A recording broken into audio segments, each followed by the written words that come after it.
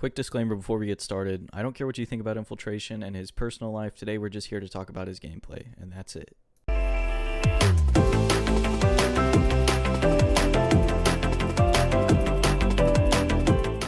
Over this past weekend, Infiltration made second place in the Asia East qualifier, playing three characters that are traditionally thought to be mid-tier or low-tier. Now, what I want to do to sort of give you an idea of the level of characters he's playing if you don't play Street Fighter V is plot his character pool on a tier list.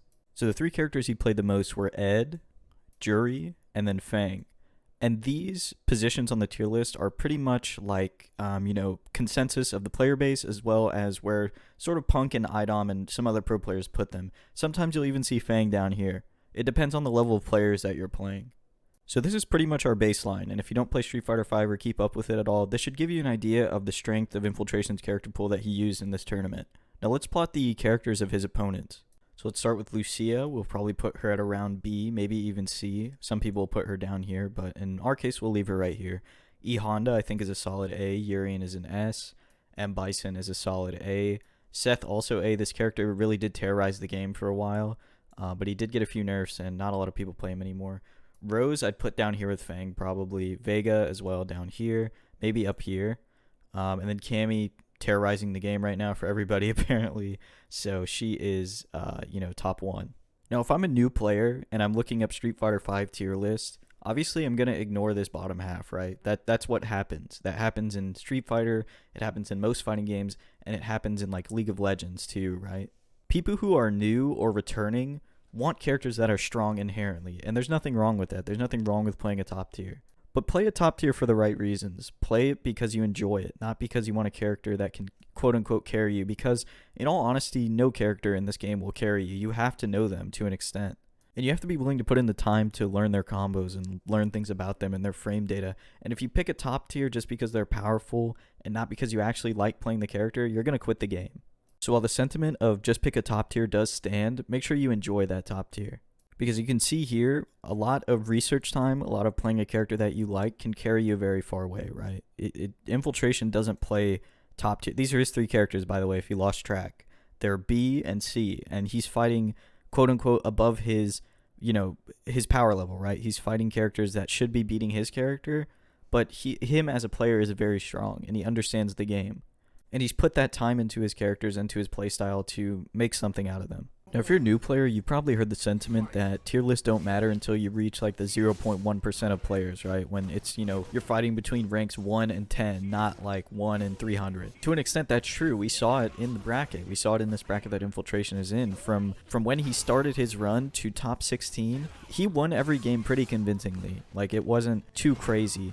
But once he reached top 8, which we can call the 0.1%, he started to struggle. He actually lost his first top 8 match, I believe, and then made a run through losers. And that is where your character choice starts to matter. I think there comes a point when you're playing your main or when you're playing whatever character you've settled on where you hit a wall and you ask yourself if it's worth continuing, right? If you want to continue with this character, if you want to pick somebody new. I've seen it here on this channel, right? I'm a Karen main. That's what I've played for the past year, but since I started the channel, basically, I've been playing a bunch of other characters.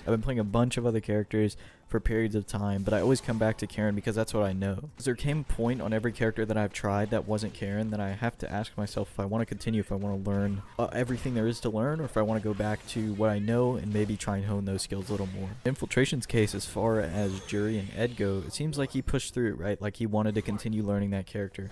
With Fang, I don't really know because I've never watched him play Fang, so he might have just picked that to maybe capitalize on some matchup infamiliarity by his opponent, because Fang just doesn't really seem like the type of character that I would see him like playing ever. Fang is more like a zoner character, and Infiltration plays a very good like hit and run style. You'll see him do that when he plays any character basically. He'll play like a very hit and run style, meaning that he'll run up, take his damage, and then like backdash or something, or run away, right? And he's very in and out, and it's hard to keep up with. Any character he plays, he tries to like mesh that style into them. When he plays Ed, you'll see him walk up and do like stand heavy kick a lot, and a lot of Eds do that already. But he's the person who I saw do that during the Red Bull Kumite like last chance qualifier.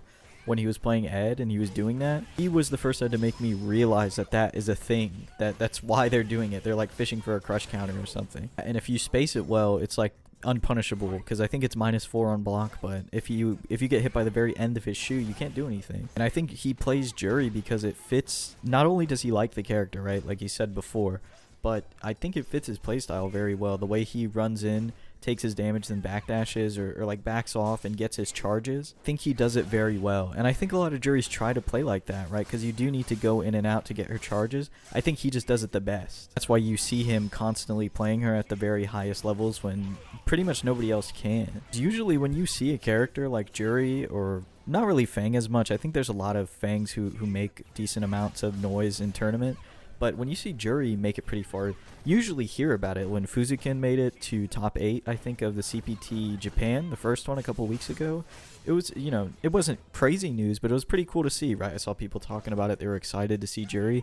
But when he makes it, nobody's really surprised.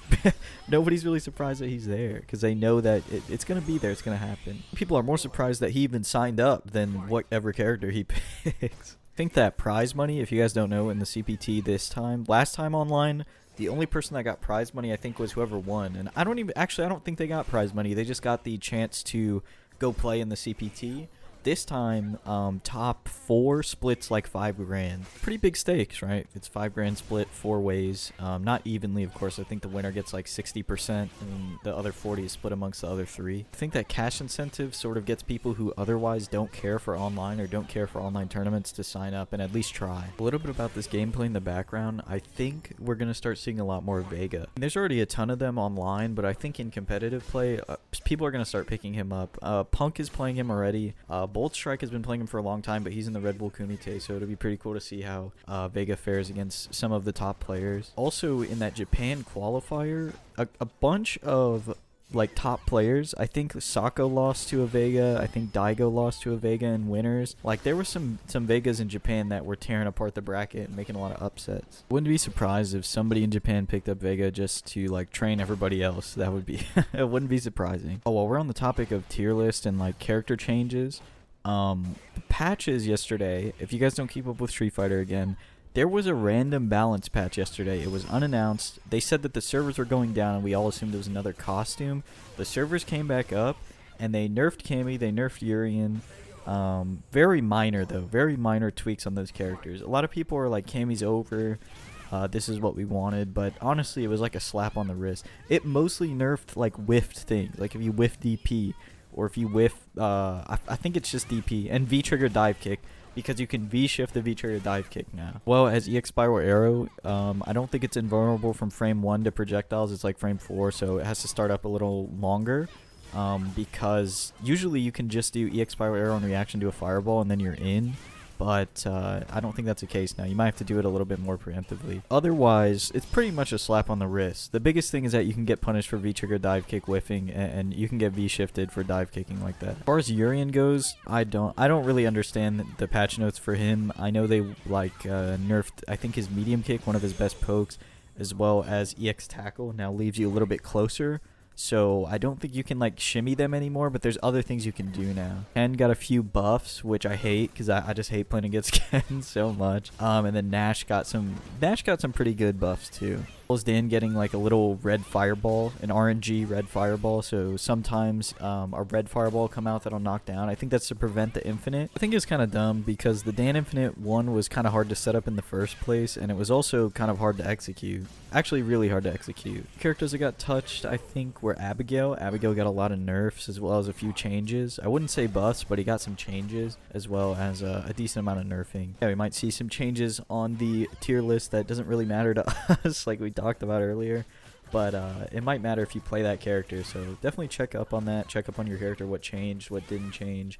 Karen didn't get touched, so I'm okay with that. I know the Jury players are pissed that she didn't get any changes, but what are you gonna do? Anyways, that's it for today. I hope you guys enjoyed. If you did, consider subscribing, and I'll talk to you again tomorrow.